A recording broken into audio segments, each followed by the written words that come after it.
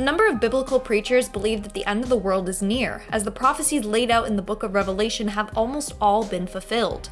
So today, let's take a look at some of the predictions and prophecies that have or are currently coming true. Starting off this countdown, we have the sixth seal. In the book of Revelation, the seven seals are the apocalyptic visions seen by John of Patmos. And apparently, we have one more prophecy to fulfill before we reach the seventh seal, which marks the end of the world. One seal that we have fulfilled is the sixth seal. The sixth seal talks about an earthquake followed by the sun turning black and the moon turning blood red and mountains and islands disappearing underwater. Well, many believe that this happened with the Lisbon earthquake in November of 1755. A very disastrous earthquake caused a tsunami, and that covered cities. Then 25 years later in New England, the sun was completely blacked out by noon, and they call it New England's dark day. That's not all though. Over the years, we have had a number of blood moons where the moon appears red. So that right there fulfills all of the points in this sixth seal, meaning we are now on to the seventh seal, the final one. In our ninth spot, we have the earthquakes and food shortages. Matthew 24:7 says, and I quote, "For a nation will rise against nation and kingdom against kingdom, and there will be food shortages and earthquakes in one place after another." Food shortages and food security still impacts millions of people. It's said that 1 in 9 people go to bed hungry each night. 1 in 3 suffer from some form of malnutrition. On top of that, over 3 million people die each year from hunger. Not only that, but in the future, we might experience even worse food shortages as we deplete our natural resources and destroy our earth. Luke 21:11 also talks about earthquakes and food shortages. The passage says, and I quote, "There will be great earthquakes, and in one place after another, food shortages and pestilences, and there will be fearful sights, and from heaven great signs." Well, every year the world faces around 50,000 earthquakes, and most recently we have been faced with larger, more destructive ones. Not only that, but Prophet Nostradamus predicts for an upcoming earthquake to wipe out and destroy all of California.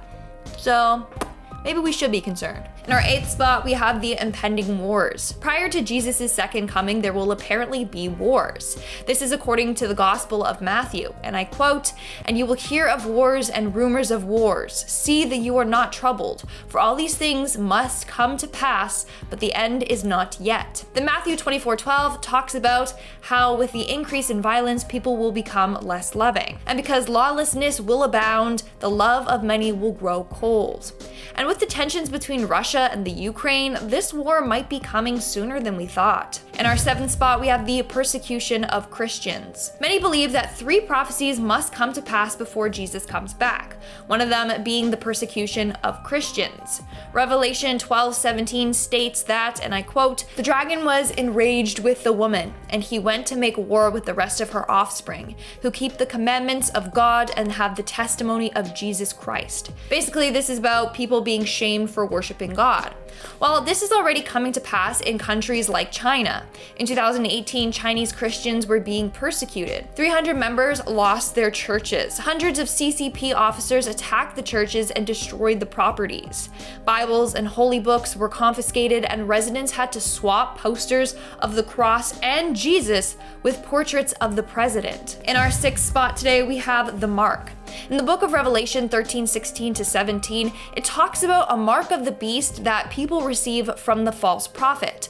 And I quote, "It also forced all people, great and small, rich and poor, free and slave, to receive a mark on their right hands or on their foreheads, so that they could not buy or sell unless they had the mark, which is the name of the beast or the number of its name." And this ultimately means that you have rejected God and you are now identifying with Satan. Well, some conspiracy theorists believe that the mark that the book was referring to are vaccines. Others believe it refers to smart technology or China's credit system. For smart technology, it's like the Apple Watch, where it has a microchip that can be used to track and monitor a person anywhere in the world at any time. I know it's wild, but some people actually do believe this. We are now at our 5th and halfway mark with Chernobyl. According to the book of Revelation, a number of things will happen at the end of days. One of them, including a star named Wormwood falling from the sky, poisoning a third of all rivers and water. Well, some people believe that this came true during the Chernobyl nuclear power plant disaster. Now, why is that? Well, the Ukrainian word Chernobyl is the name of a plant that is a close botanical cousin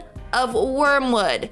Plus, the disaster did poison the nearby rivers, just like the star is said to. Moving on to number 4, we have blood rain. Revelation 8:7 talks about how one of the signs that the end is near is through hail and fire mingled with blood. Well, since 2020, we have been seeing lots of excessive hailstorms all over the world. And on July 25th, 2001, a number of districts in India had red rain come pouring down on them. Seeing this rain made people flee their homes in panic. This strange rain fell from the sky for about 20 minutes. And to this day, scientists have yet come up with a simple explanation for the blood rain in this area. In our third spot, we have global warming. Another prophecy from the book of Revelation says that the heavens will be on fire during the end of times. The scripture reads, and I quote, "But the day of the Lord will come as a thief in the night, in the which the heavens shall pass away with a great noise, and the elements shall melt with fervent heat. The earth also and the works that are therein shall be burned up." Well, some people interpret this as the heating of our earth, aka climate change and global warming, which is a huge issue that we are facing. The world is heating at alarming rates, resulting in more disasters like forest fires and droughts. In our second spot, we have the plague. In the book of Revelation, the end of the world is preceded by widespread pestilence and plague. A number of people think the plague the book is talking about is currently happening with our pandemic, meaning the end is near.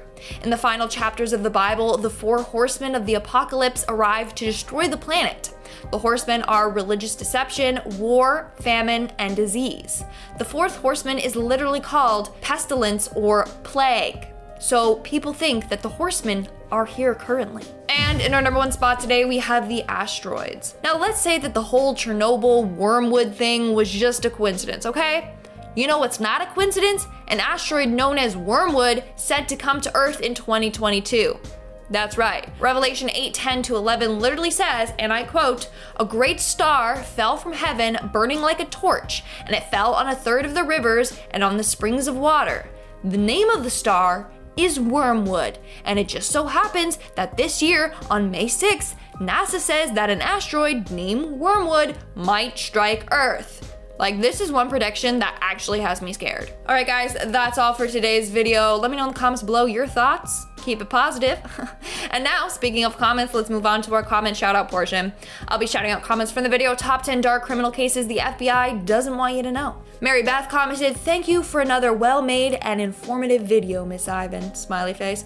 Thank you, Mary Beth. I don't know why you said Miss Ivan, though. It makes it feel like I'm your teacher. Maddie Snook commented, "Thanks, Linz, you're a great presenter. Keep up the great work." Thanks, Maddie, appreciate it. I don't know why I started singing. And Entertaining Pudding commented, "You've improved a lot since I've been watching. Nice work, and your eyes are mesmerizing." Thanks, I appreciate it.